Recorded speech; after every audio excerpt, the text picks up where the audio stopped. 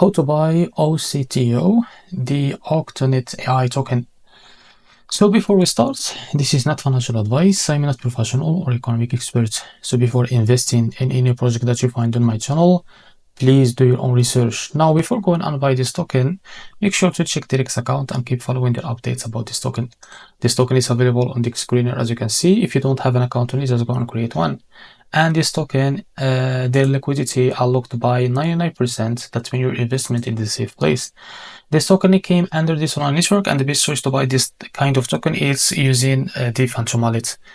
Now click here to copy the token address and open your Phantom wallet. Click on swap, and now make sure you have enough Solana on your wallet. Click here and paste the token address as you can see.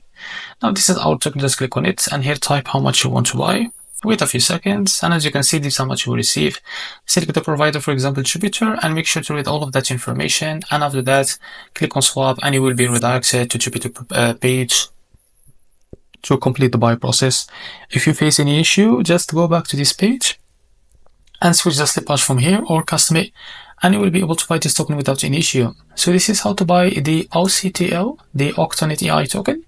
If you find this very helpful, please like and subscribe. See you in the next video.